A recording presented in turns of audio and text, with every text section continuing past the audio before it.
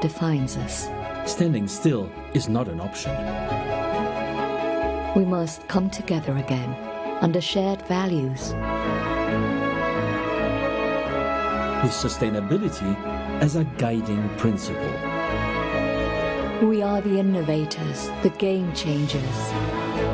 We are travelers who celebrate diversity and champion solidarity. Rowing back for people and planet.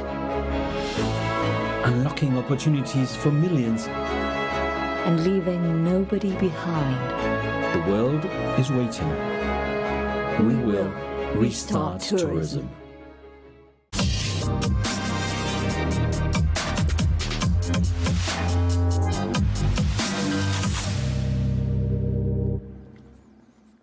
And here we are. Ladies and gentlemen, welcome to Flanders. There we go. So this is how this is going to work out. So I'm going to say something and you're going to applaud. Yes, perfect. Good morning, everybody. Welcome on behalf of the World Tourism Organization, the Basque Culinary Center, Visit Flanders, and of course, the city of Bruges. I would like to welcome all of you to the 6th UNWTO World Forum on Gastronomy Tourism. A round of applause. Come on. Because how great is it to be here today? I mean, look at me. Look at all of you. I'm wearing a tie. This is so cool. More so, I'm wearing pants today. Excellent. Now, we are meeting together with other participants, people who are watching online right now.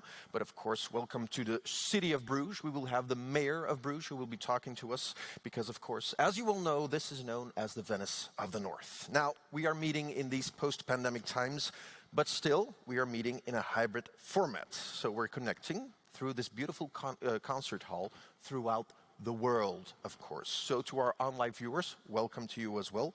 We have 1,600 online viewers. They are not able to applaud, but maybe you can do so in their place. And a round of applause for our viewers. Thank you.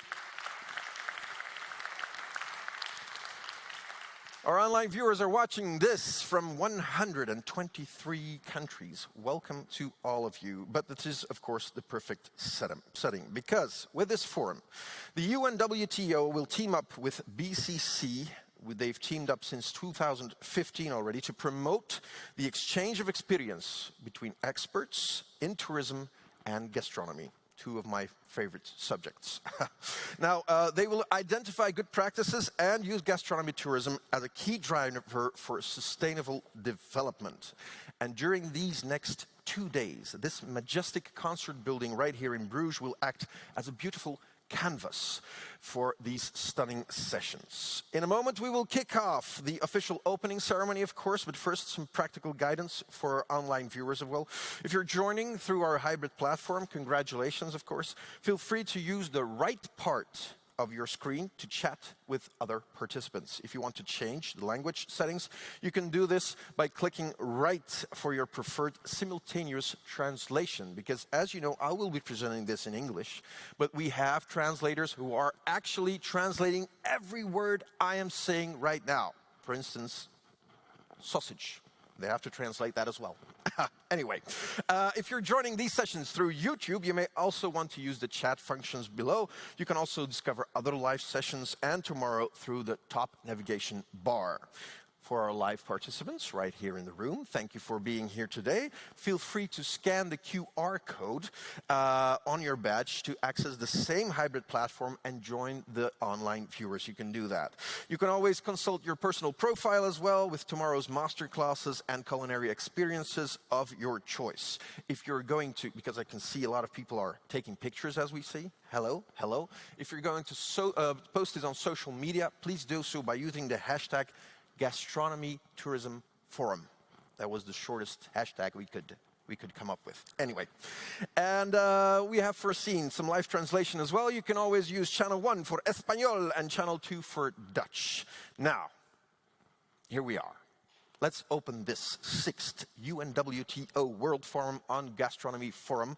And I would like to invite the host of this year's forum, the mayor of this beautiful historic city, Bruges, of course, the Venice of the North. Please welcome Mayor Dirk de Vouw.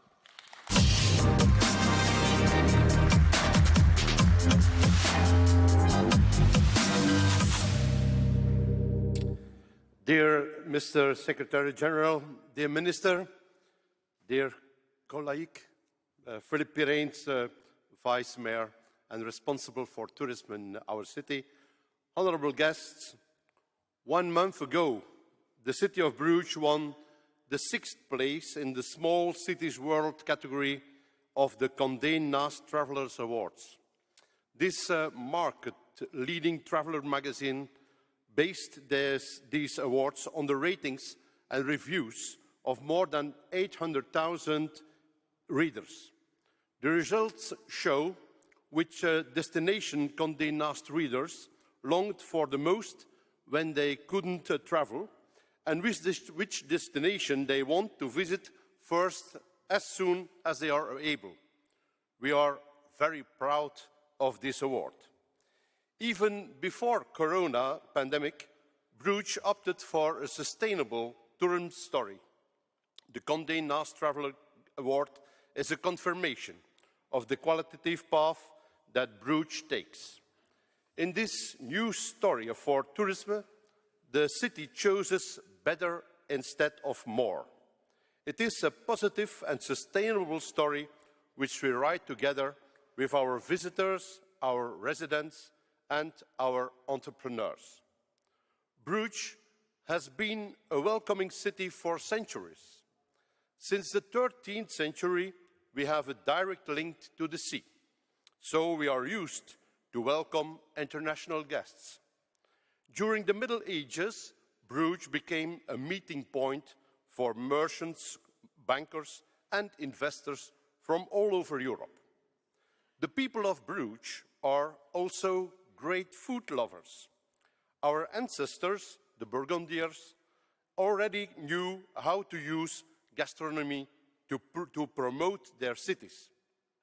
To give you an idea of the food festivities that were organized here, I will give you an example from the book by Bart van Loo, author of the bestseller The Burgundians. He describes in detail the large festivities organized for the wedding of Duke Philip the Good and Isabella from Portugal in 1430. At this wedding, the guests were entertained by a ram with gilded horns tearing its way out of an enormous pastry. On top of that, someone was riding a roasted pig, and nearby a stuffed boar pooped radishes when you pulled its tail. Everyone who was present at the time of their life, and they would tell the story to anyone who would listen. This little piece of history is a great example of gastronomy tourism avant la lettre and how gastronomy was used to promote the city. As the Burgundians realized all those years ago, Bruges is a great destination for food lovers. From award-winning Michelin-starred restaurants, authentic brown cafes, and world-renowned ice cream parlors, to trendy lunch spots, brunch places, and fancy cocktail bars. Bruges is sure to delight your taste buds. Even though the food and the decor is not as extravagant as in the time of the Burgundians, I hope you will enjoy our city. I hope that you will have the time to wander through our streets and to discover the talent of our local chefs. Thank you very much and very welcome in our city.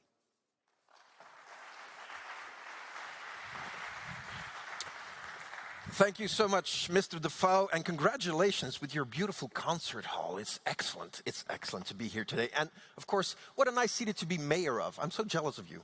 Anyway, on behalf of the Basque Culinary Center, which celebrates its 10th anniversary this year, to empower the values of passion, innovation, and of course, social commitment, I would like to invite the General Manager to the stage. Ladies and gentlemen, please welcome Mr. José Mari Aizega.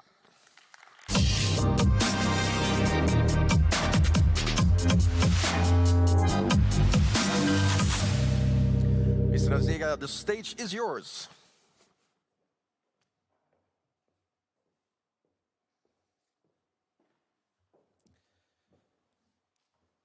Secretary General, Major, Minister, dear friends, participants that are here, you are here on site, and also those who are connected online. Welcome to this 6th World Forum on Gastronomy Tourism. It is a pleasure to be here in Bruges and really pleasure to organize this World Forum. It is already the 6th we organized together with World Tourism Organization. 6 years ago, we thought that gastronomy tourism, being a strong phenomenon, required a forum to share best practices in the sector and among countries. Since then, we have seen how gastronomy tourism has been growing its importance, how has shown the power to influence the decisions of tourists, and also how has influenced the strategies of governments and administrations. Thank you, Secretary General, for this partnership all these years. We have done many projects and we think that we will do much more in the future. Also, I want to acknowledge the commitment, the passion and professionalism of our host institutions, Flanders and Bruges. Last year, we couldn't make it, but here we are. Thank you very much for making it happen. It has been a very complicated time for tourism and for gastronomy. And now, facing a strong recovery with many challenges and also many opportunities ahead. Let me share some reflections about gastronomy. I think one of the biggest transformations in gastronomy in the last year is the change of what we understand with this word. Some years ago, gastronomy was equal to fine dining. I would say that in the general understanding, if we talk to someone about gastronomy, he would understand or she would understand about that we were talking about fine dining. Nowadays, this has changed. We understand that gastronomy is a very wide and diverse sector. Fine dining is one part of it, a polyedric sector. I would say a value chain that integrates production, transformation, hospitality, tourism. There are many sectors in gastronomy. Also, gastronomy integrates cultural, social, and economic dimensions. At BCC and with some colleagues, we discuss sometimes about what is the concept of gastronomy, what is gastronomy and what is not. And we reach into a conclusion that is gastronomy is food and beverage with values. And the values change with the time. And it is positive this to happen. Talking about values, in the past, even today, quality has been a major driver in gastronomy. Quality of ingredients, quality of processes, quality of the result. Normally, quality understood as a result of sensory quality. Now, we cannot understand gastronomy without integrating sustainable development. Also, this increases even more the systemic and holistic perspective of gastronomy. I would say that almost all the sustainable development goals are connected with food and are connected with gastronomy. At Basque Culinary Center, we are driven by this 360 gastronomy vision. We think that there are many professions in gastronomy. Of course, chefs, pastry chefs, sommeliers, restaurant managers, but also researchers, food industry researchers, journalists, teachers, tourist managers, so many professions, and we have the challenge to keep attracting talent into our sector.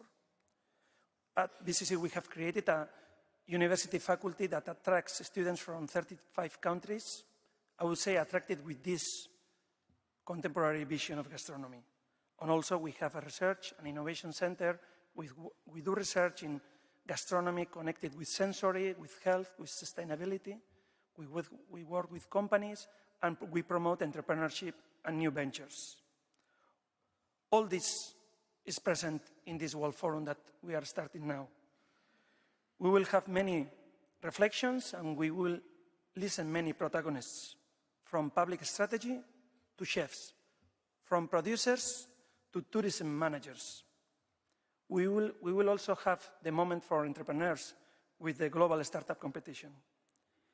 I think it is a great representation of the diversity of approaches and perspectives present in contemporary gastronomy. I hope you will enjoy the forum. Thank you very much for being here.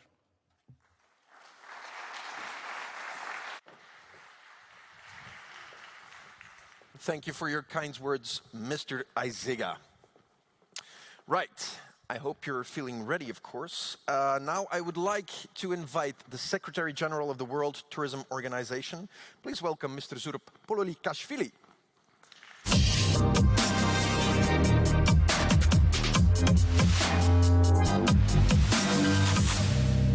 Welcome, Mr. Pololikashvili. Go ahead. Thank you. Bonjour, good morning, dear Minister Matthias Dipendele, dear Mayor, Mr. Dirk de Vau, dear Jose Mari Aiziga, our dear friend. Thank you for warm welcome and nice words we heard this morning, yesterday. I'm very happy to be here after 3 years to organizing again this very important gastronomy forum. As Jose Mari was mentioning, it's not only about bars and restaurants. Bars and restaurants are everywhere in every city. This is one of the best place, first of all, to meet the professionals, the people who are working in the sector, especially in gastronomy, because gastronomy, it's already maybe half of our part of our trips we are making. Before it was only museums, and today, and it was mentioned by the way yesterday, that culinary and gastronomy, it's becoming art. It's not only making food, it's really art, and people who are working in the sector, in gastronomy, they are really artists. And we always remember, like piece of arts in museum, the food and with dishes we saw in different parts of the world. So I want to congratulate all participants who came especially for this event, and I'm sure that this forum will give the people from all over the world. We have more than 20 different countries coming with 20 different cultures. Another 100 are connecting online. And again, dear Mayor, thank you for efforts to make it happen. We were planning 3 years to make this gastronomy forum presential, because only one thing you can't do virtually, it's to eat and to try the piece of arts. So that's why we are here. Thank you again. This is not only city that celebrates a heritage, we also saw that the city is full of innovation and entrepreneurship, a part of many, many bars and nice restaurants, as we mentioned yesterday. And it's a city committed fully realizing tourism benefits for the well-being of residents and local businesses, and fully in line with the sustainable development goals. In short, it is the perfect location to host the 6th edition of UNWTO World Forum of Gastronomy Tourism. This year we focused on the role of gastronomy tourism in rural and regional development. We mentioned it yesterday that next 2-3 years we will be focused, and we will support rural destinations, and gastronomy is one of the most important part why we tourists are going to outside of big cities or small cities to visit some special location and new destinations. So our main idea is to attract more innovation, more education, more trainings, to train people, domestic families who are depending on tourism, who are waiting tourists, by the way, and this will be our target for next 2-3 years, to support and to promote them and to position them like leaders and champions of tourism. We believe gastronomy tourism can be an opportunity for rural communities. It connects them with visitors through markets, festivals, stories, receipts and memories. It supports small local food producers and creates a sense of place for both host communities and visitors. Over the next 2 days, we will learn from those people and places that are leading in the way in making gastronomy tourism a driver of inclusive growth and opportunity. We will focus on policies for rural development, innovation, entrepreneurship, and how to enhance the tourism value chain. I am particularly pleased that for the first time in this forum we will host a special session for African gastronomy. As you know, we started 1.5 years ago to promote and to make more trendy, more known African gastronomy, African culture. There is a huge space and huge opportunities in innovation, in education again, but especially to promote. And there is a lot of nice projects. We are talking about 54 different countries, 54 different cultures, which unfortunately not well exported outside of the continent, and we want to support and to make it more trendy, as I mentioned, all around the world. I would also like to extend a special world thanks to our special ambassador, which is another very good partner and star, Anna Roche. She especially came to teach us something about gastronomy. And of course, thank you, generous host and co-organizers for this important event. The government of Flanders, represented here today by the Minister, Matthias Dipendale, as well by the Minister Ben Waits, Vice Minister President of Flanders, who joined us last night and has succeeded in making the region a true culinary hotspot. I want to thank Jan, I saw you here, who also was fully committed in the world to make this event happen in Flanders. And finally, I didn't know that it's 10th anniversary of Basque Culinary Center, Jose Mari, but I'm really very proud. And again, what was one of the more important products we all made together? It was guideline for gastronomy tourism. This is the document. It's not a book and it's not a document. It's really very important instrument how to create gastronomy destinations. Again, there are a lot of bars and restaurants in every city, in every part of the world, but we together, I'm very proud to make this project together with Basque Culinary Center. We wrote concrete steps how to make gastronomy destinations and gastronomic tourism new experiences, and happy anniversary. I'm sure that we will celebrate with nice food and nice wine in your another wonderful place to learn about gastronomy. So enjoy these 2-3 days in Bruges. I'm sure that we will come back again because I'm really very happy and surprised what I saw in this 24 hours. And wish you successful meeting, wish you successful ideas, new contacts, new business models are there, and let's use these 2-3 days to work and to enjoy the Flemish hospitality. Thank you very much.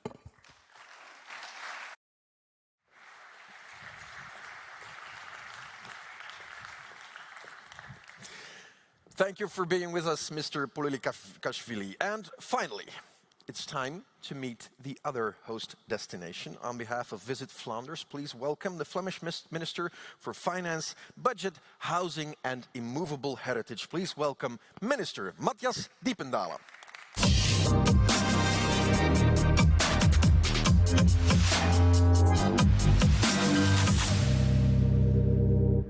Thank you very much. Good morning to all of you, Mr.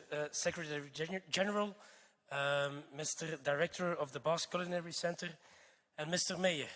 Let's be honest, if people talk about tourism, most people in the world think of golden beaches under a palm tree and so on, but I'm sure I can witness, I can testify honestly that Bruges is a visit worth even when it rains and especially if you're here for a culinary gastronomy idea or visit, then Bruges is the place to be. So on behalf of the Flemish government, it is my great pleasure to welcome you today here in this beautiful concert hall in Bruges. Or for the people who are watching us from home, welcome also online. Wherever in the world you may be, it is a great honor for Flanders to host the 6th edition of the UNWTO World Forum on Gastronomy Tourism in the coming 2 days.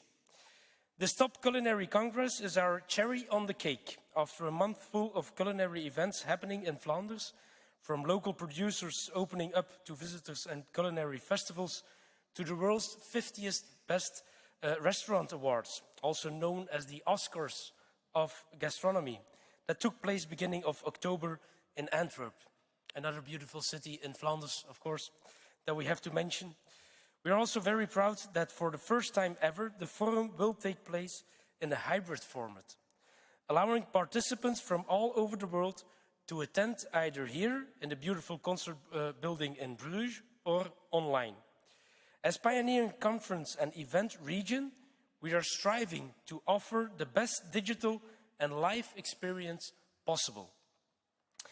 In the aftermath of the COVID-19 crisis, this Congress offers a unique opportunity for the gastronomy and tourism sector to exchange experiences and gain inspiration for the future. The past period made us think about our way of life. The demand for local products increased, and we appreciated our immediate surroundings more. The post-COVID world has changed, and the way we look at tourism has changed as well. We had to wait a long time for the forum to come to Flanders, after some postponements, but we are now at a turning point for our sector, and therefore there is no better moment than now to host the UNWTO World Forum on Gastronomy Tourism in Flanders, and to think together with you, from international policymakers to chefs, about the direction to be taken for the gastronomy tourism.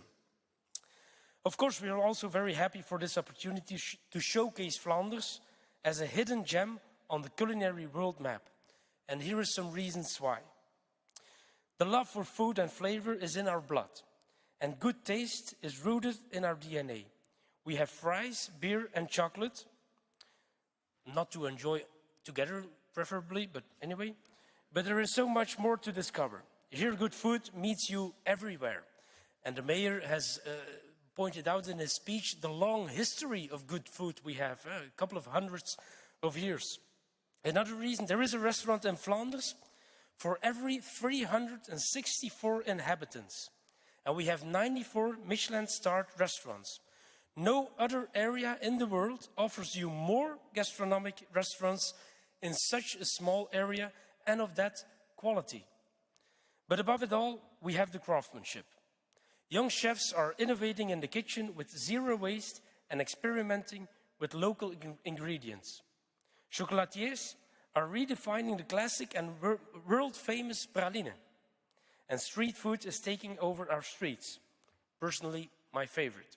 With our famous frietkot on almost every street corner, especially here in Bruges. Our centuries-old beer culture nowadays lives on through over 200 iconic craft brewers and trendy microbreweries. Our expertise and know-how are passed down from parent to child, besides our 28 cooking schools. And our creative craftsmen are breathing new life into our traditions. That's what keeps our culinary heritage alive, and that's what I hope you will discover in the coming days. Be inspired, share your ideas, taste our food and drinks, and above all, have fun, enjoy Bruges, enjoy Flanders. Thank you very much.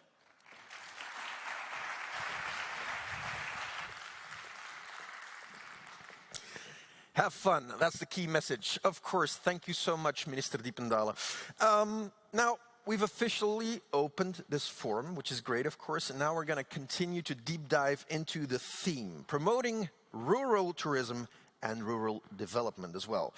Because, as you know, in these challenging times, destinations, countries, and regions are more than ever looking to exchange experiences in order to put gastronomy and tourism at the heart of their recovery plans. Where to better start this journey than right here in Flanders? Because, of course, it's a small region in a small country. But then again, Flanders tries to create a big impact in the world, but it's not very easy in a very changing society, as you know. But what if destinations and regions adapt themselves in a very sustainable way? Let's talk about these challenges. I'm inviting the CEO of Visit Flanders to the stage. Please welcome Peter de Wilde.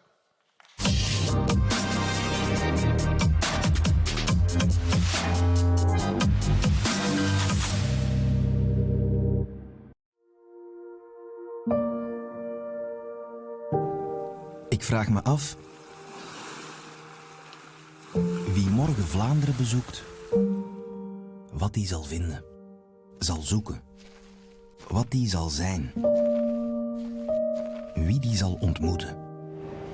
Gaan zij, de toeristen, vooral met veel en steeds meer zijn? Dat zijn veel opbrengsten, dat zeker, maar worden we hier echt beter van? Misschien is de kost groter dan we denken. Hoe meer bezoekers, hoe beter.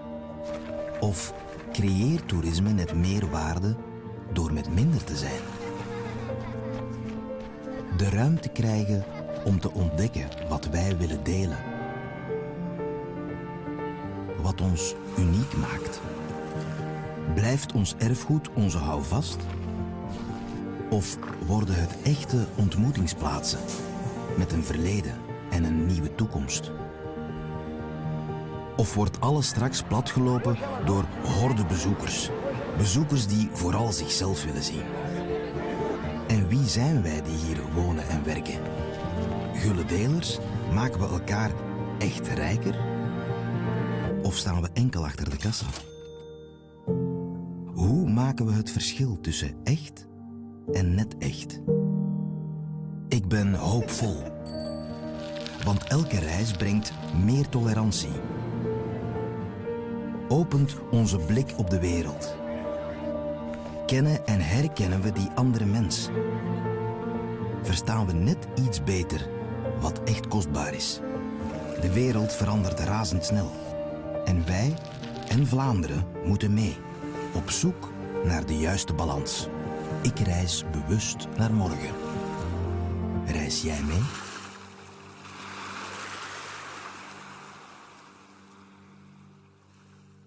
Ladies and gentlemen, please welcome Peter de Wilde.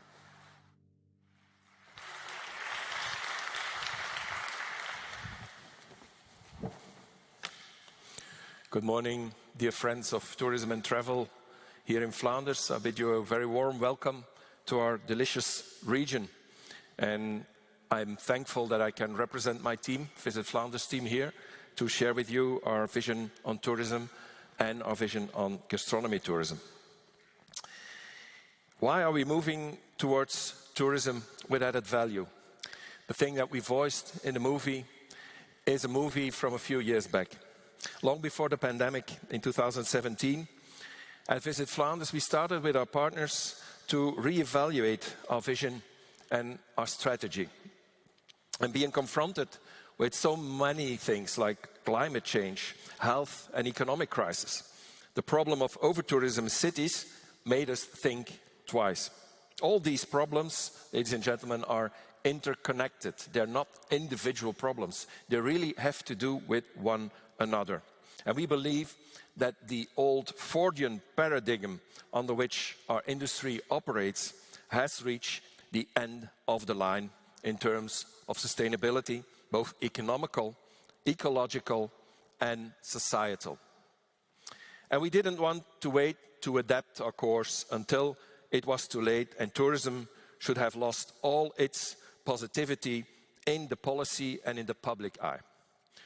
So let me just sum it up by saying we believe in the positive power of tourism. We believe that travel can make us better people and can make the world a happier place. You know that in Europe, the meaningful economy is gradually gaining ground. We are seeing a shift from more to better. And this will, we believe, also affect the tourism sector and how we, as Visit Flanders and our partners, we fulfill our role. We envision tourism and travel as a power for the good. I cannot stress this enough. We believe that tourism and travel is a power for the good in a very divided world. We want tourism to provide added value to all people in Flanders.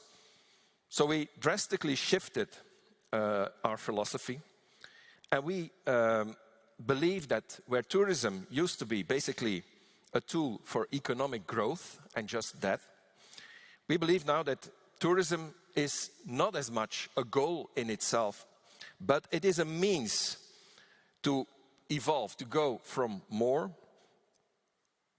to better, and from traditional returns on investment to social returns on investment.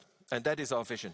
Our vision is that profit, visitor numbers, economic and financial figures, these remain really important for growth, and but they are no longer the only elements that determine whether a tourism destination or a tourism project is successful. A tourism project, in our mind, is only successful if it helps in creating a flourishing destination. Tourism, we believe, is no longer a goal in itself, but a pathway, a means for creating added value for all of the location's stakeholders. And those are the visitors, of course, but also the residents and the entrepreneurs. We want to offer balance by reconciling the needs of the destination and its community with the demands of the visitor. And the goal becomes the flourishing destination itself.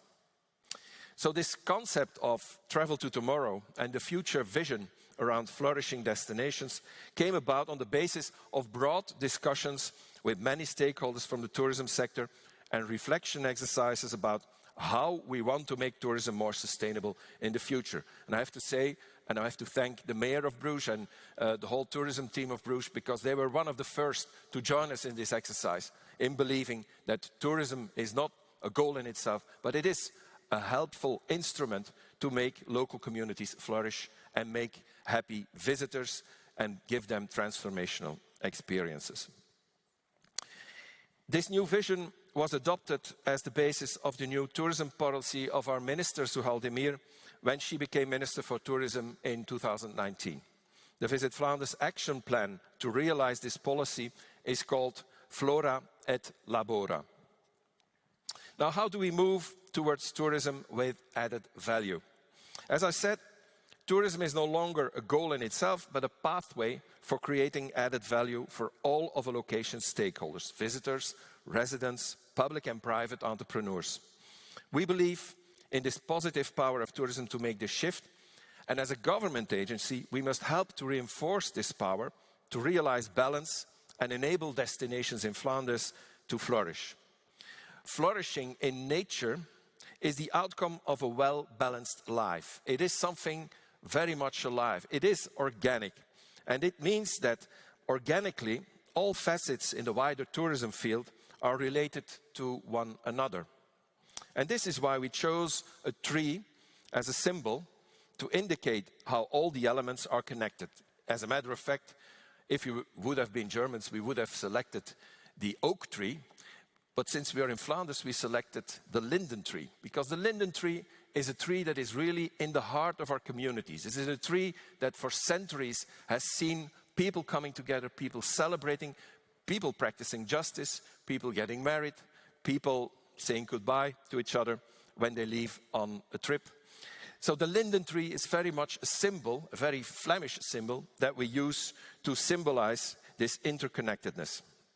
The crown of the tree symbolizes the vision and is circular, a reference to the circular concept.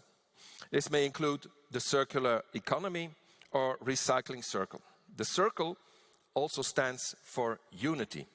In this instance, it is the unity and balance that we are working towards by creating a win-win situation for the visitor, for the resident, for the entrepreneur at one place. We build our strategy on 5 strategic key principles. The first key principle is called creating added value for all stakeholders in a balanced manner. Balance is a key asset, is a key concept in our strategy. Finding the right balance between economic viability and the positive social impact of tourism projects is beneficial to all, to visitors, to businesses, to residents, and to the place and the soul of the place itself. The success of our tourism policy is measured against the realized net gains for all stakeholders. The visitor experiences a quality and inspiring trip. And by respecting the soul of a place, locations become more appealing and suffer no negative impact. The business realizes personal satisfaction as well as economic gains. And the residents help to shape tourism developments and encounters and subsequently also enjoy them. A second key principle is generating connections between people, places, and activities within a unique story. In a flourishing destination like we want to become, we want to create high-impact experiences that enrich and inspire all stakeholders and ensure improved well-being. Again, I have to look at the western side of our country. I have to look at that memorable region called Flanders Fields, because it was there that we discovered, in the course of the commemoration of the Great War a few years back, that tourism and travel is more than using space. It's more than creating and undergoing experiences. It can be a very impactful experience to be in Flanders Fields and to feel how your memories are really being activated, how there is emotional impact on your well-being in a positive way. You create memories and you put into question values that you perhaps have cherished, but once you're confronted with the drama of the history that has played out in Flanders Fields, it can be a transformational experience for many people. And this is something that we learned, and this is something that we want to share with the world. So, improving this well-being and inspiring all the stakeholders, we facilitate this by creating the appropriate circumstances. We cannot force people to be transformed, of course. We can create circumstances in which this transformational experience can take place. First and all, there is the connection with the place itself, enabling visitors to get to know the location itself, reinforcing the experience through the soul of the location. And Mr. Secretary General, you know that UNESCO has a very well-defined definition of the soul of a place. It is something that made us think that if it is a definition, you have to make sure that you can find it also on the terrain. And defining the soul of a place is a very labor-intense job, because every place is individual, every place is unique, and every place has a proper soul which can evolve also throughout time. Because one and the same place can mean different things for different people all over the world. Reinforcing this experience through the soul of the location is to respect its uniqueness. The many placeholders are responsible for the maintaining of balance, unity, tradition, DNA, etc. of this place, and they are essential in this context.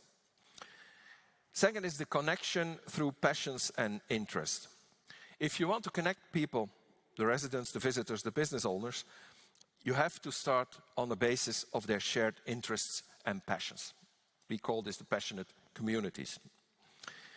Third is connecting through genuine and warm welcome. This is what we all know in tourism. This is what we have been doing and striving for many decades. We want visitors to feel really welcome at all times during their visit. And everything has to combine, and everything has to be exactly right. From the moment you arrive until the moment you get back home, the whole experience has to be genuine and warm. As well as businesses, we also want residents to develop into local ambassadors, because getting into contact with residents really enhances and empowers the transformational experience when you are trying to connect to the soul of a place. It is the resident that is part of the soul of the place, but it is also the keeper of that soul and the sharer of that soul. He can share that soul with a visitor. Connection through customization is something that we all know, of course. A personalized, warm welcome, connecting people and places on the basis of shared passions and interests. It all requires customization. That means tailor-made catering to individual needs instead of serial production of repetitive experiences. And last but not least, the connection through activities. What we do once we get to a place and once we get to know people who travel with us or live in that place. It is, and it can be, and it better be, a broad spectrum of unique activities, from quiet moments to active events and examining local rituals in depth. The third strategic key principle on which we build our future vision is stimulating participation. This sounds very easy, but it is perhaps the most challenging one. And we are talking from experience now. In the past, Visit Flanders as a government body was very much a management body working, in many cases, top-down. I think we all meant well at all different levels of government. We all had the real intention and the firm intention of working together, but real co-creation, real participation is something quite different. Now we are becoming a network connector that unites all stakeholders, that wants to inspire people and facilitate thought processes. And we opt for participation whereby everyone takes on engagement and responsibility. And there, ladies and gentlemen, you have to walk the talk. It's not enough to use this principle, but you have to really put it into practice. And as a government agency, there are only so much things you can do. And the fourth strategic principle is prioritizing quality with room for innovation and creativity. We focus on providing a quality experience at a travel destination that exceeds the visitor's expectations. And we resolutely choose innovation by creating a safe space for experiments and creativity. And innovation, we believe, does not limit itself to the digital agenda, although that can be an important instrument to help us in the realization of our goals. Digital, again, is therefore not a goal in itself. It is a means to help destinations flourish and to help communities flourish. And the last strategic key principle is working on the basis of strategy and knowledge. Perhaps it should have been the first strategic principle, because everything that we do finds its firm grounding and is the guide in strategy, and knowledge is the guiding principle throughout everything that we strive to do. We share best practices with one another and consciously accumulate expertise. The same is true for all stakeholders. And simultaneously, we make time and space for experiments and new experiences. And, dear friends, you have to provide, and we try to provide also, a safe space for failure. It is not in our culture, it's not in our economy to acknowledge that failure is a very important element in experience. The appetite for experience and for experiments can only benefit from failure. It is only through failure and also through success, of course, ultimately, that we validate experiences and experiments and create a safe space for them. So how, this all sounds very well, I suppose, but how do we apply our new vision to gastronomy tourism? You will recall that within our strategy, we decided not to focus on specific cities or regions, but on 6 themes that are not separated from one another and are combined where possible. Those are heritage experiences, Flanders nature, Flanders as a cycling nation, conferences and events, holiday matters, and of course today, culinary Flanders. We believe that our culinary traditions and food and beer culture are an excellent means to strengthen the positive power of tourism. You know that around 40% of Europeans, for 40% of Europeans, food is one of the most important motivating factors when choosing a travel destination. The culinary delights are without doubt essential parts of the history of our region and of our identity as Flemings. Culinary experiences are therefore a way of understanding Flanders and its population.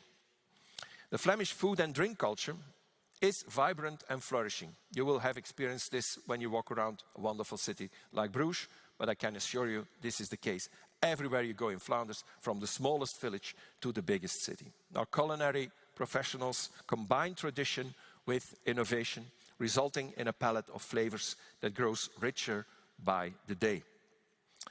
The culinary craftsmanship of our chefs, our farmers, our brewers and chocolatiers, based on traditions dating back for centuries, is our greatest asset in the culinary field. It is not the produce itself that comes from the field, because we do wonderful things with things that we import from all over the world. And the port of Antwerp, for instance, is the main gateway for all of those produce to come in Flanders. But it is not the produce in itself, although we have wonderful shrimps and endives and Brussels sprouts and you name it. It is more the greatest asset in our culinary field is the culinary craftsmanship of the people who work with those projects. Our cuisine blends creativity with quality, and there is continuous innovation, improvement, and refinement. The craftsmanship dynamic is eagerly latched onto by the young generation of entrepreneurs in Flanders. Young, talented chefs and producers proudly deliver tradition in an innovative package to the customer. Culinary Flanders wants to stimulate the use of local products. I think the COVID crisis accelerated the demand for local products, and we all discovered all our new hidden gems in our own surroundings, often even in our own garden. And in our strategy, we want to focus on these local products that are part of our cultural identity and soul of our destination Flanders. In both our food and beer sectors, short supply chains are increasingly important too. We aim to promote local produce and support the transition to higher ecological and social standards in line with the farm to fork strategy. And we will do that through developing and promoting tourism experiences along the full supply chain. Not only from farm to fork, but also from hops to beer, from grape to the wine glass, from soil to dish, from sea to plate, from bean to praline, and from farm to street. Our culinary offering, ranging from brewery visits to first-class restaurants, has much potential to create added value along the tourism value chain. Our former Minister of Tourism, Ben Wijts, he used to put it like this: in Flanders you can enjoy from every table to every counter. So wherever you come, we have this wonderful head group of restaurants, but there is a big fleet of smaller places where you can enjoy the good life and where we use top produce, top quality produce. So not only the economic prosperity, but also in terms of local job creation, preservation of culinary traditions and empowerment of the countless small-scale entrepreneurs, often in rural areas. And within our culinary tourism strategy, sustainability is, of course, at the core, underlined by our high local ethos around sustainability and care for our well-being through healthy, responsible consumption of food and drinks. Beginning of this year, our Minister of Tourism, Zuhal Demir, drafted a recovery policy for our sector. And this policy builds on the Travel to Tomorrow principles and underpins a purposeful restart for our tourism sector, with increased commitment and new impulses. When our minister came to the conclusion, I don't need a relaunch strategy. My policy note is the relaunch strategy, because it builds on strong principles of Travel to Tomorrow and it is future-proof. So our minister decided to enhance the policy that we adopted in 2019 and go full speed ahead. The initiatives are intended to give the tourism sector a new lease of life and at the same time gives concrete shape to the ambition to accelerate greening, sustainability, digitalization within the sector, and to more conscious travel. We feel that we are at a turning point and believe that together with our stakeholders, we can also turn this crisis into an opportunity. We hope that these initiatives can be the oxygen, or let me say the vaccine, for the sector's recovery. And we have started from that, and then I will be short about that. We have started numerous projects we are trying to develop now, and we are way on ahead, developing strong culinary experiences around our local Flemish products that allow visitors to feel and taste the craftsmanship of our brewers, farmers, chefs, and other culinary artisans. And you will, in the next few hours and days, of course, experience that yourself. Working together with other departments and the whole of government approach is something that we fully believe in. We don't think that the divided approach through different departments and different agencies can deliver a whole of government vision and a whole of government approach. When tourism is an organic phenomenon that touches upon every aspect, the only approach that you can have is a holistic one. So participation is one of our main principles, and we at Visit Flanders also apply this by working together with other departments. For instance, for the Green Deal, the initiative of the Department of the Environment, we have a partnership with the Department of Environment and actors from the entire food system to work on a healthy and environmentally responsible protein transition. And for the Flemish food strategy, which is an initiative of the Department of Agriculture, Visit Flanders is part of the Food Coalition and is committed to help also build a food strategy for future-oriented food systems that focus on healthy and sustainable food for all, and where food connects farmers and citizens. Last but not least, I'll have to tell you about the Flemish Culinary Center, and there I bring a salute to our Basque friends who went ahead on this way and inspired us so much. One of our flagship projects is a special salute to our Basque friends. It is the development of this Flemish Culinary Center. Will be the meeting place in Flanders for everyone who is passionate about gastronomy. Visitors from far and near will come into contact with local foodies, with culinary talents and experts on gastronomy and innovation. It will be the place for the local and global food community to come together, to learn from each other, to strengthen each other, to inspire each other, and to work on our common goal for a sustainable future for our gastronomy. It will be realized in Antwerp, not far from the port of Antwerp, in which has been supplying the wider region with the highest quality ingredients since the 19th century. Ladies and gentlemen, I think I tried to sum up 4 years of hard labor, and I do many injustices to so many partners of us who worked together with us to bring this about. I know it's been a difficult period, and being in a transition as our sector is, as our industry is now, and coinciding there with the health crisis is a real challenge for us to tackle. But I believe that we will survive. To quote Gloria Gaynor on this stage, I think that should be possible. Ladies and gentlemen, today and tomorrow, we're giving several passionate local entrepreneurs this stage to show some of our best initiatives within gastronomy. And I hope we will convince you of the fact that we are passionate about this, that being passionate also includes being serious and meaning serious business. Thank you, and let's join the panel discussion now.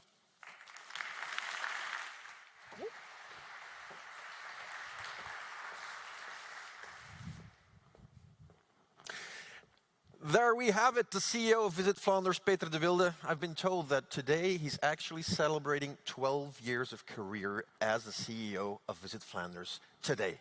So how about a party, huh? Congratulations. Thanks for your insights. Now, we've heard quite some facts today, of course, and it might be good to start our first debate. So, I will introduce our participants. We have the executive chef from Restaurant Area, Mr. Eduardo Lamo, the head of cabinet of Commission for Agriculture of the European Commission, Mr. Golubiewski, and the moderator of this first debate. She is, of course, UNWTO's Chief Market Intelligence and Competitiveness, Miss Sandra Carvalho.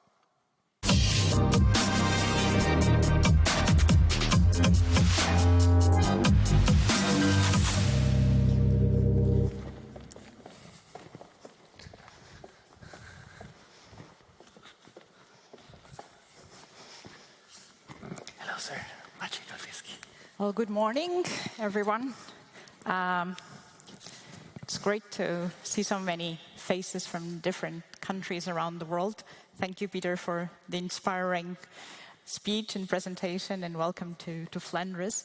And you'll be thinking at this moment, what panel is this? Actually, I was discussing with Adorta, and he said, oh, when I saw the rest of the panelists, and this is about gastronomy tourism being a driver of rural development. And that means we all need to have a 360 approach and an holistic approach to the development of gastronomy tourism and rural development. And this is why we have a destination manager, Peter de Wilde. We have someone taking care of policy at the highest level, the head of the cabinet of the Commissioner for Agriculture. And we have a chef who was brave enough to start, during COVID, a new initiative in the mountains. So as you can see, if this all comes together, this is one of the key elements of advancing gastronomy tourism as a driver of rural development, which is at the end what we want to achieve. And to start, I'll have Edorta telling us a little bit about the project. It is a new gastronomic concept in the heart of the mountain in the Spanish Basque country. And how did you decide, after closing your restaurant in San Sebastian, to take that very brave step? Bueno, lo primero agradecer mi estancia aquí, mi invitación, y pedir disculpas por mi falta de inglés para hablar técnicamente de todo lo que es mi ejemplo y mi experiencia. Bueno, yo soy un cocinero de un pueblo muy pequeño, como has dicho, del País Vasco, en el interior, entre Vizcaya y Guipúzcoa, digamos, entre Álava y Navarra. Yo curso los estudios de cocina y veo como tal una oportunidad de viajar. Lo veo como ser cocinero como un pasaporte perfecto para poder viajar, y así lo hago durante años en el extranjero y por lo largo de España, y de alguna manera aterrizo y me sitúo en Donosti, donde hay en el 2006 abro un bar de pinchos en la parte vieja de Donostia, que es como la catedral, digamos, del pincho donostiarra. Y ahí, bueno, pues abrimos un sitio que se llama Fuego Negro, donde ejercemos una gastronomía, como digo, de formato de pinchos, pero donde ponemos ahí un poco todo el valor, todos los gustos urbanos, sobre todo, que teníamos entonces y que lo seguimos teniendo de alguna manera, pero bueno, pues ese gusto por la estética urbana, por la música, por todo, en una escenificada, una cocina joven, fresca y bastante a veces provocativa. Bueno, lo convertimos a Fuego Negro en un local de éxito durante muchos años, y a los 10 años, digamos que, bueno, al ser padre, yo creo que el hecho de ser padre también me empuja a replantearme muchísimas cosas en la vida, y veo la necesidad de volver a mi pueblo pequeño, por un lado para poder educar a mis hijos y criarlos en un ambiente más libre, más natural y de comunidad, y por otro lado tenía una necesidad profesional de cocinar mi identidad, mi territorio, ¿no? Claro, en mi pueblo, como digo, es un pueblo muy pequeñito, de 800 habitantes, y pertenece a una zona de la montaña alavesa, que es la zona más despoblada y la más pobre de Euskadi, ¿no?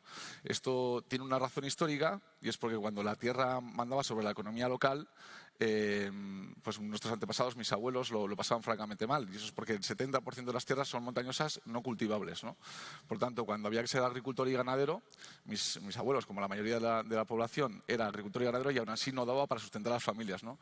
Por lo tanto, nace una relación particular con la montaña, de trabajo y de acudir a la montaña como propia despensa, ¿no? Por un lado, para poder abastecer un poco las necesidades de la propia familia, y por otro lado como una fuente de ingresos a la hora de recolectar ciertas hierbas y ciertos frutos y poder venderlas en las farmacias de las ciudades para poder así conseguir otro aporte económico, ¿no? Bueno, esta cultura, esta relación, digamos, de este movimiento, ¿no? Transgresor de alguna manera, pero socialmente aceptado, empieza un poco a decaer, se empieza a ocultar en los años 70, cuando llega la edad moderna, toda la industrialización, y nuestros abuelos empujan a nuestros padres a migrar fuera para trabajar en las ciudades en la industria, ¿no? Y entonces, pues bueno, todos sabemos también que en las culturas pobres va unida un poco una falta de autoestima y probablemente un sentimiento de inferioridad, Por lo tanto, cuando ya la gente emigra a las ciudades, ocultan esta cultura, ¿no? Esta cultura de acudir a la montaña, de una cultura de supervivencia absoluta, ¿no? Entonces yo cuando tengo esta necesidad de volver a mi pueblo, pues como decía, es la zona más despoblada, turísticamente es un sitio muy desconocido, tampoco hay un reconocimiento a esa identidad, y lo que hacemos de alguna manera es intentar rescatar esas raíces, ¿no? Esa relación con la naturaleza, pues en un trabajo de visitar y de entrevistar a muchísima gente mayor, a sociólogos y a productores para un poco destapar y quitar todo el polvo y la tierra que había enterrada sobre esa cultura, ¿no? Esa cultura realmente nosotros la encontramos como un tesoro para escenificarla gastronómicamente, ¿no?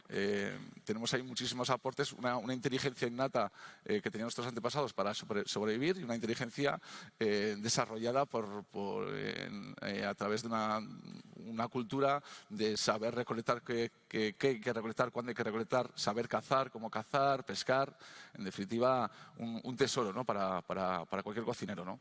Por lo tanto, a la vuelta del pueblo lo que hacemos es dibujar un mapa, que era ese mapa donde se movían nuestros abuelos, que desgraciadamente pues no podían viajar, entonces se movían 20 kilómetros a redonda, y en esa especie de mapa, pues un poco para un trabajo interno, digamos, ponemos los puntos sobre los productores, agentes culturales que rodean un poco a nuestro sitio, ¿no? A nuestro restaurante Arrea. A partir de ahí, tejemos y vemos que hay una comunidad importante de diferentes agentes y productores que conforman una identidad muy diferencial al resto de sitios, y por lo tanto, bueno, pues aparte de ese mapa, que lo incluimos incluso ya en las cartas, ¿no? Para que la gente se sitúe, pues bueno, a través de esta comunidad, como digo, nos da la posibilidad de hacer una línea de gastronomía en la que la gente que visita Arrea, que viene a Arrea, conoce el local a través de esos platos, de esas formas, de esos productos y de esas culturas, ¿no? De que también muchas veces que contamos en los platos. Y a la vez de darnos una línea gastronómica muy diferencial, hacer un trabajo turístico también increíble, pues también nos da pie un poco a evocar y a homenajear un poco a esos antepasados que tan sabios fueron para sobrevivir y para llevar adelante las familias, ¿no? Por lo tanto, esa es un poco la línea de nuestro trabajo y lo que estamos haciendo. Muchas gracias, Eduardo. Thank you very much. I think two key points that I retained. One, I think that the recovery of biodiversity that was being lost, and also the issue of self-esteem and the value of the products of the land, which sometimes, as you say, gets lost, and then these new entrepreneurships allow to bring them back.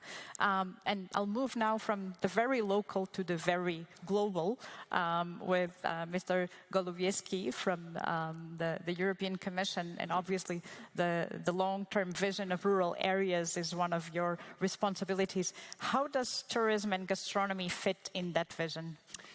It's crucial, I believe, but I think what Chef Eduardo just described is something that confirms why this long-term vision is needed, because it's still 80%, rural areas are still 80% of our European Union area, but it's only 30% of our population.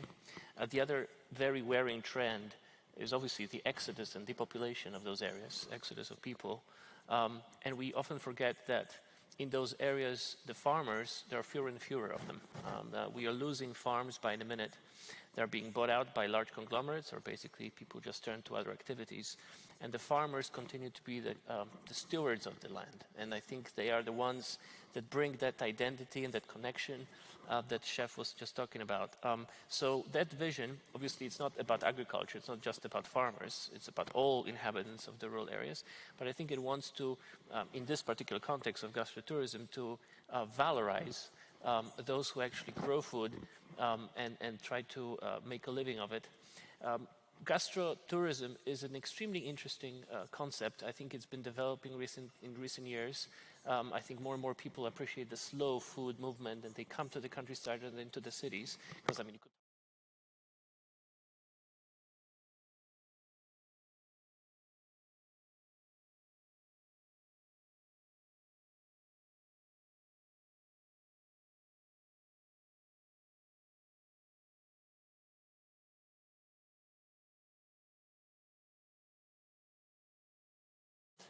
a local outlet for what they produce by having restaurants, hopefully local retailers sourcing locally. And this is something that creates business opportunities, not just for the farmers, but also for those who then work with that food and present it to customers in the final form of great food that we have in Bruges, for example, a very much amazing place I love to visit every time I'm here. So the rural vision wants to, first of all, ensure that we fight the population and create business opportunities. One of the flagship initiatives under the vision is to create, promote so-called shorter supply chains, promote those local markets, increase the emphasis on local processing, because if you just have local production but you don't have processing, you also do not have that missing chain that goes to the local restaurant or what have you. So this is one of the elements. We need to also ensure that we diversify a little bit the economic landscape in the rural areas. So not just agriculture, even though it remains the basis of a lot of those places, tourism adds to it. So if you have farmers engaged in agro-tourism, for example, or in creating those kind of offers for people who come to stay through various fairs, wine, cheese fairs, what have you, integrating farmers better with the local governments. There's this idea we like called bio-districts, where there's a pact between the local governments, the producers, everybody who's a member of the agro-food chain, and they commit they will produce sustainably, for example. So the last thing I want to mention is that through the local vision, through the rural vision, we'd like to also valorize and kind of increase the potential of the geographical indications. These are intellectual property schemes of the European Union that again promote locality and the importance of having food from the local area or having food produced in a certain through a certain local recipe.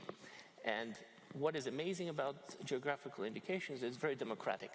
It does not give copyrights or trademarks just to the big corporations and the big firms, but anybody who produces that way gets to get that trademark, gets to get that geographical indication. And I think this is really interesting to see how we can then, tourism actually has to be local then. Cannot be in big cities or in remote areas. They have to come local. The tourists have to come to those local villages and towns, by the most part, to experience the real flavors of the local food and cuisine. So summing up, it's an amazing opportunity, gastronomy tourism, for the realizing of the vision until 2040. Obviously, there'll be some legislative initiatives there. There needs to be a lot of change also in the way farmers bargain with the large buyers. I mean, we need to also work a little bit on the supply chain. Maybe we can get into that later. But I think demand is there, and I think if you organize the supply properly, we can really get to ensuring that those local villages and rural areas survive, populated, and actually grow economically. Thank you very much. I think you just touched all the points of our objectives in terms of tourism and rural development, fighting the population, empowering communities, valuing the product, and also spreading demand in time and space, which Peter just mentioned in his presentation, and I know it's one of your objectives. Peter, how does that work? We've seen the strategy. How does that work in practice in achieving that, and particularly collaborating with the different stakeholders? Because obviously there's the agriculture component, there's the community, there's the visitors, there's the business, there's the DMO. How does that all come together? Well, there's no clear answer to that, and there's no unique solution that makes things work and that makes local communities and local places thrive or flourish. I think you have to find solutions tailor-made for every community in itself. And the point being that tourism as we knew it, and as we still know it in many places throughout our wonderful continent, is not bringing benefits to the whole population. It is not because there is a job creator in your area or in your local village that you have to be grateful and put up with everything that happens. I can mention a few Adriatic cities that are not so happy with all of those jobs that are created within certain areas, because local communities are struggling to survive. And I think the real asset of making a viable and a sustainable tourism policy lies within the fact that you have to acknowledge that once the local community is gone, you come there in a region that has wonderful nature, but there is nobody there to tell you about the tradition and to share a secret hiding place perhaps, or something of a local specialty, then in fact you have an experience that you could have wherever you are, wherever there are mountains or wherever there are sheep, as we saw. I think that the real secret is in, and that is not an answer to your question, but I think you have to acknowledge that tourism only works in its best if it also benefits to local communities, in the flourishing of local communities themselves. The survival of a local bakery shop, for instance, or of a local butcher, often depends, and always depends in first place, of local consumption. If this local consumption, for somewhere or another, we have this weird philosophy the past decades that we should all go and live in cities. If people start living in big cities because it's more efficient, then we forget the essential part, that is that people like to live in communities, that people like to share values and perhaps dreams. And first and foremost in tourism, their love for a specific place. It is the love for a specific place on this planet that ties us together and that makes us not only ambassadors for that place, but that also makes us strong believers, and it makes us by nature almost makes us sustainable agents for our environment. So the flourishing of local communities very much depend on the flourishing of communities tying into their place, having a love for their place, recognizing the ancient traditions, perhaps the DNA, but first and foremost the fact that you are a community and that you share a set of values and a set of love values, I would say, that tie you to that certain place. And it is not by organizing things in an efficient way that this guarantees that tourism will be organized in a sustainable way. That is quite something different. Thank you, Peter. I think definitely the importance of having a tailor-made approach. At the end of the day, each community will be a community. And you're talking about the need for local demand. And during COVID, we've seen how important the domestic market, for example, has become. So it's that realizing that local demand needs to be nourished and needs to be there as well. But you're talking about the relationship with community, and I'll come back to Edorta. How was your experience? Your family was from the village, so you had an advantage, you knew the community, but how was the process of working with the community and valuing the products and them also seeing extra number of people coming to the restaurant and to the village?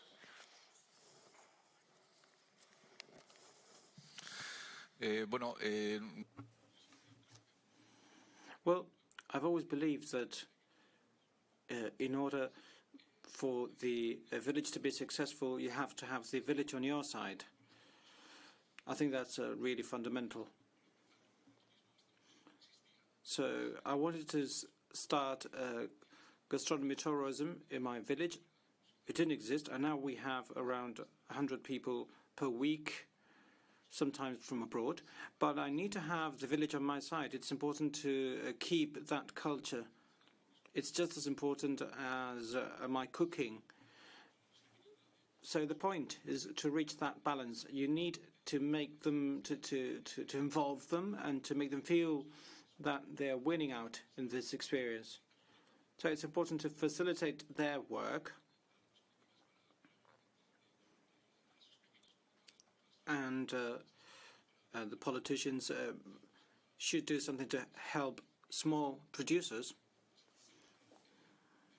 So we need to facilitate their work and also keep their identity. In areas such as mine, where there was no thing as tourism in the past, I think it is a bit dangerous to try to control that tourism and to try to preserve that identity. In the Basque Country, everything has been identified, everything is known. So if there's something still a little wild, it's very important to preserve it. And we need to promote that kind of tourism little by little, very carefully, and always with the backing of the community, and basing our work on the values of the area. Carrying capacity and the limits up to which also we want to go as a community, and that's critical. You just mentioned a very interesting point on the fact that policies are mostly for bigger companies and not for smaller. And I know this is something we were discussing before, because you also mentioned the importance of creating markets to smaller producers so they're stronger in their negotiation capacity. So if you want to answer to that. Sure, absolutely. I mean, I think for many, many decades, there's been kind of a maybe not enough focus on small and medium-sized farming communities, farmers, well, for a variety of reasons, because they're not the largest business enterprises, they're not the ones who are producing for the largest markets, etc., in largest volumes. So we naturally focus on those all the time, but we, with Commissioner Wojciechowski, my boss, Commissioner for Agriculture, he's really, he would really like to valorize those smaller and medium-sized farmers, not only because he has a particular proclivity towards them. He himself came from a small village outside of my hometown, actually, 60 kilometers away from Bruges, a city in Poland, where he was, now has never been a farmer, but his family is still there. His family is still farming. But he observed basically all those negative developments, you know, the population, I mean, the fact that the people living in farms, farmers themselves buy food from Lidl's and large chains, often of bad quality. And I think this is another thing. Small and medium sized producers tend to produce better quality food. And I think with the farm to fork strategy, which is the kind of the larger umbrella strategy going from the European Green Deal, has for its purpose the creation of more value added through quality addition. And when you look at some of the statistics, a lot of people say, look, extensive farming, smaller farming, it's not efficient, it's not economically best solution for those who want to ensure the bottom line and income, decent income. But when you look at, for example, some countries like Italy, where the average size of the farm is 11 hectares, and when you look at the production of value added, 11 hectares is an average size in Italy, not much smaller than the average size in the EU, but Italy produces 18% of all EU value added in agriculture, a little bit ahead of France.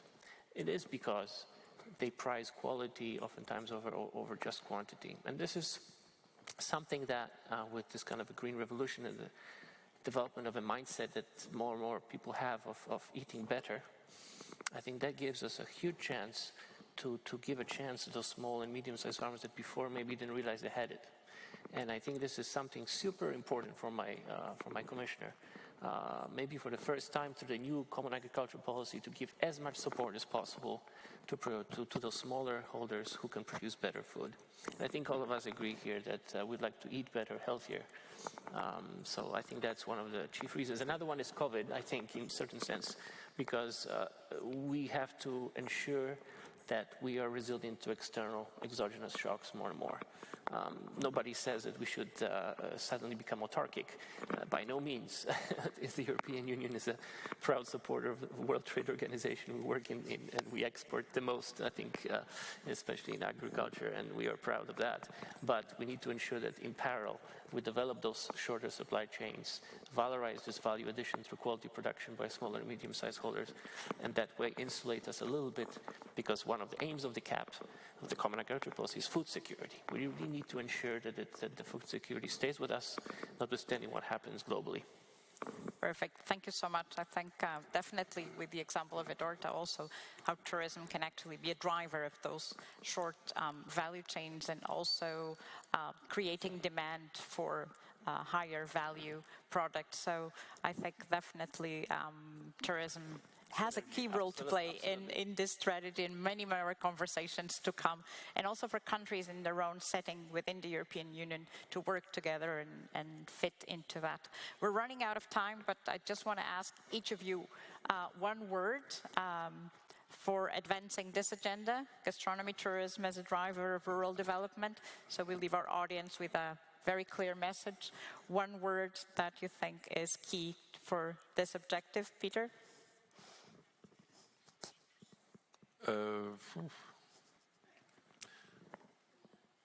Can be two. Can be two? Oh, okay, yeah, now I'm safe. Flourishing communities. Flourishing communities, perfect. Edorta? Bueno, yo, la verdad... Yes, we have been talking about sustainability, circular economy for a long time, which is very much related to gastronomy tourism. And I think that everything boils down to common sense, as our grandparents used to say. Recognize tourists who really want to eat good and healthy food, and this is helping the local farmers. Very good. Thank you so much. Round of applause to our speakers, Edorta, Peter, and Make from the European Commission. Thank you all. It's been a pleasure.